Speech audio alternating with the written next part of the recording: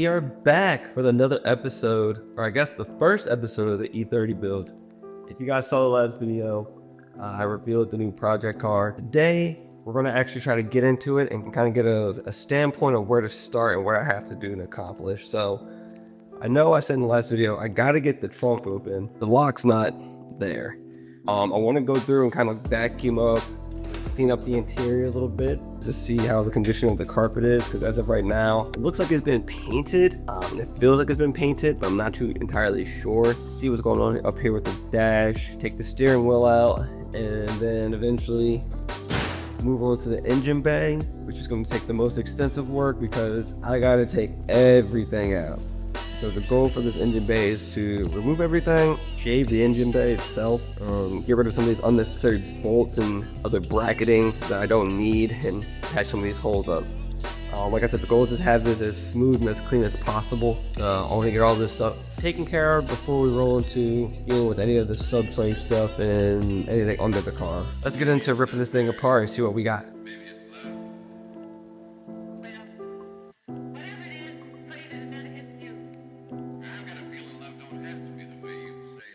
So essentially what I did was I kind of just poked my finger in this little hole, a little lever that you just push to the side a little bit, and it kind of like pops the lock mechanism. But got an extra subframe. Not that I'll use it, but it'll be nice to have a backup subframe just in case I want to send this one all to get reinforced. I'm gonna grab the shop back and see if I can clean some of this and junk out. First I want to remove this subframe and see what I actually got on my hands, and it might be something good.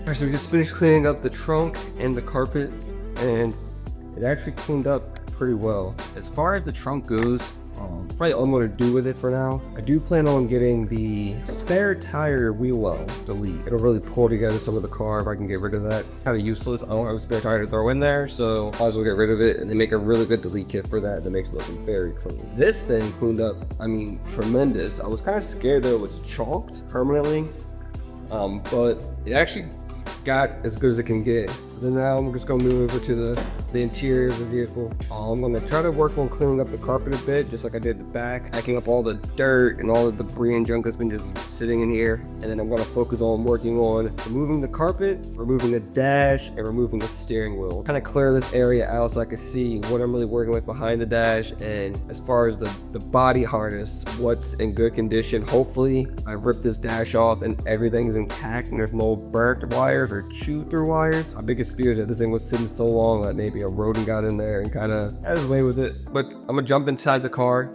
and try to get that knocked out. I think it should be fairly quick, as the interior is not as dirty as the trunk was. So a nice light vacuum should do the job just right. Then I can focus on crawling under the dash to remove the actual dashboard from the car. I've done that one too many times, and it's not a fun job. Let's get to it and get it over with and get it out the way, because it has to happen. I took a little break, enjoyed myself, spent some time with some family, some friends, and some loved ones. Now we're going to jump back into the car. The last clip I said I was going to remove the interior. I kind of want to start with the back half of the interior. So you look in the car, we have no rear seats, no rear paneling or anything, because what we were doing to the back end of the car, we're not going to need any of this. So I'm going to start by removing all the seat belts from the back of the car, kind of just clean this up, and then slowly transition to the front half of the car, where we have to remove the steering wheel, remove the HVAC panel, remove the glove box just to get the dash out. So we're gonna start with the back of the car and just work our way forward. So what we have to do first here is, one of the worst things about being tall and working on cars is that you have to squeeze into small spaces. But let me see if I can get you guys to see. But there is a 17mm bolt holding the seatbelt bracket in. We're gonna go ahead and remove that bolt quick, and we're gonna keep on pushing through the process.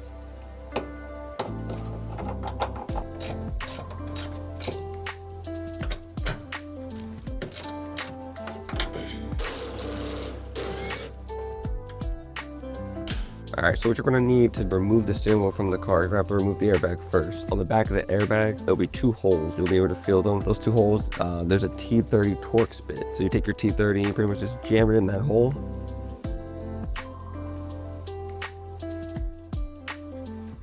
So once you get the bolts loose enough, the airbag just kind of comes out itself. But make sure you detach the battery because it's extremely dangerous to try to mess with the airbag with the battery still being attached. Let's see, then there's a clip on the back of the airbag here. You just press these two little side pins in and it should wiggle right out. And there you go. The airbag's now removed. So now we can get on to getting the actual steering wheel out the car. Now that we got the airbag removed from the steering wheel, there's a 22mm nut holding the steering wheel onto the actual hub itself. What you're going to do is you're going to take the key out so your steering wheel is locked, and you're going to want to take a 22. I'm a little bit lazy, so I'm going to use an impact driver, and you're going to just kind of, you're just going to get that bad boy off like that. It's pretty simple. But when you do get the nut off, you want to make sure you twist it on just a little bit, so when you're actually pulling the steering wheel off itself, it doesn't fly. So right now it's a little jam, so you gotta.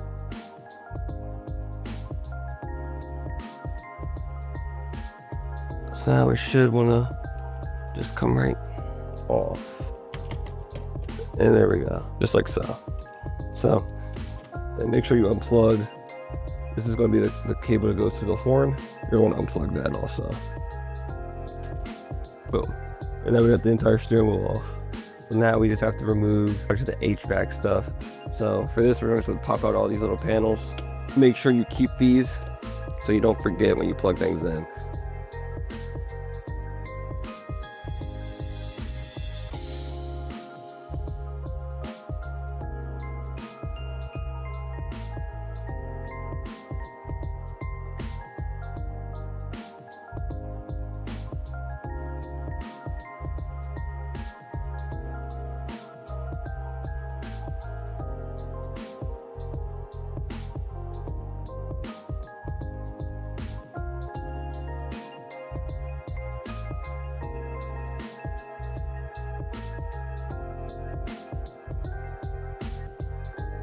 Alright, so that was a bigger pain in the ass than I remember, but we did manage to get the dash out without any breaks or any cracks in it. As you can see, the dash is actually in pretty decent condition. There's about 2 cracks here and 1 crack there. Those cracks won't matter because I'll be repairing those and fixing the dash. I do plan on flocking this dash. It'll be the first time I've ever done it. I've seen millions of people do it online. It looks pretty simple, pretty straightforward. It didn't take much time, and I think it'll tie together into the interior once we get the rest of it put in. The next thing I'm trying to tackle is removing the carpet entirely in one piece. Now, I know you can slice the carpet here, then you can slice it on the other side and slice it down by the pedal and wiggle it out. But since I'm going to be deleting the entire heater core HVAC system out of the car anyway, I think it'll be perfect for me to remove this and I'll still be able to get the carpet out in one piece. I just got to figure out how to remove this because I don't see any like bolts or any hardware holding it in. I know this brace probably has to come out. This is in front of it, but I don't see any other hardware holding this together. So bear with me for like just a moment. I'll be right back once I figure out how to remove this. Okay. So I believe I figured out how this comes out. I was messing around off camera a little bit. I've already removed one AC line, but there's an additional AC line back there. It needs to be removed. It's connecting this whole thing in. It appears that there's 4 8mm nuts to hold this in. 2 of them are already removed, so it looks like I just have to remove those 2 up top. I don't know if you guys can really see that there. 1 8mm there. There's another 8mm there. And I believe if I remove all of those, it should just pop right out. So I'm gonna put you guys on a tripod and see if we can get this thing out easily. I'm trying not to break it because I want to keep some of this stuff to either resell or to have just in case I get another build. So let me talk to you guys on a tripod. Let's see if we can figure this out.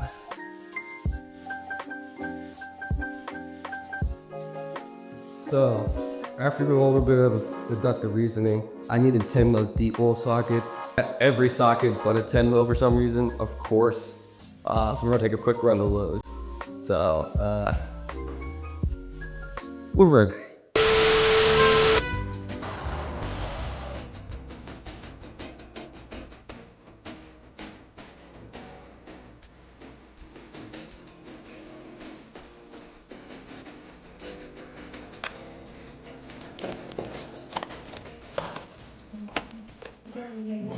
finally got the heater core box out. It's pretty sick. It came out pretty easily. Like I said, once I figured out, all you have to do is remove these AC lines here, the two 10 mils in the front. I actually ended up making a little bit of a mess. I did not think that it still had coolant in there, so a little bit of coolant spilled out of the heater core. But as you can see, got the entire unit out in one piece. Nothing broke. Everything's pretty solid. There's no actual blower fan in there, but we got it out in one piece. I'll probably keep that just in case I decide to ever use it. Maybe I'll refurbish it. It gives me something to do in my free time, or maybe I'll post it for sale. Who knows? Comment below if you guys want to see some of this stuff for sale that I won't be using.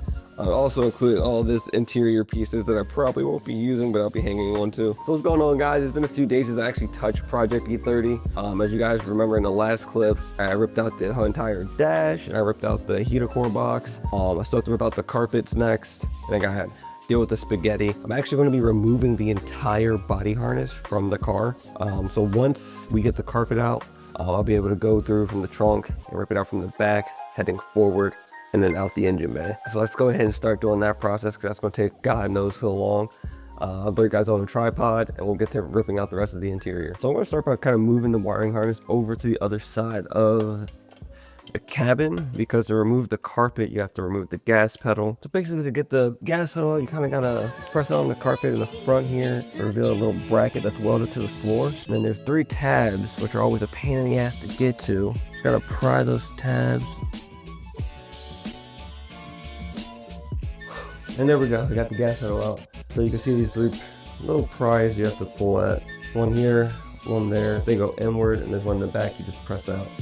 This is a pain in the ass. Just give it a couple yanks and a couple twists, and you'll get it out in one piece. So the E30's interior actually consists of a 2-piece carpet. You have your main portion, which sits under here, where the passenger and driver seat bolt down onto, and you also have this rear garnish, where the rear seat actually covers the top half of it. So we're gonna go ahead and remove both pieces of the carpet, and then we're gonna go ahead and jump into removing the body harness.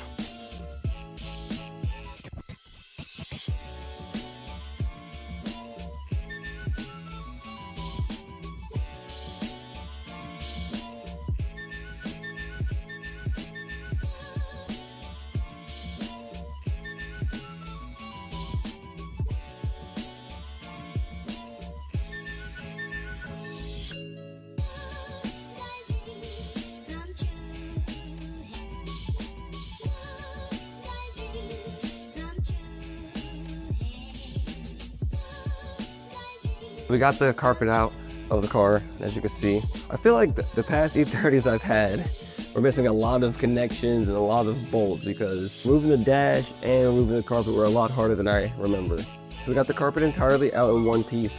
There's no tears.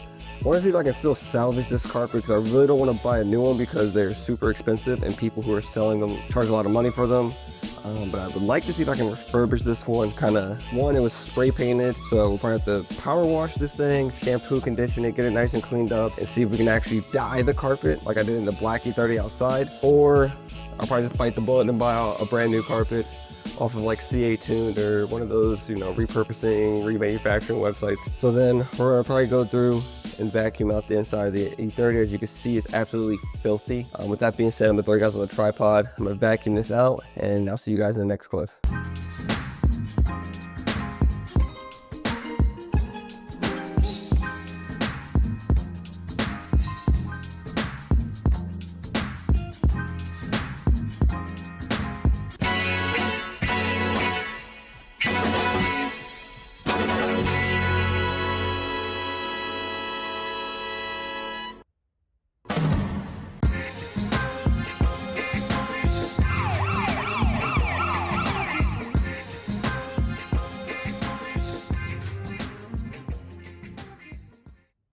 Alright, so we went ahead and vacuumed out the entirety of E30's interior.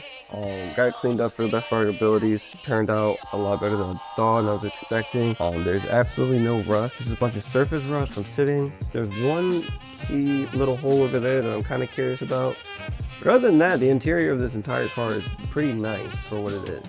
So I think I'm going to wrap this video up here. We got a lot taken care of. We got a lot accomplished today.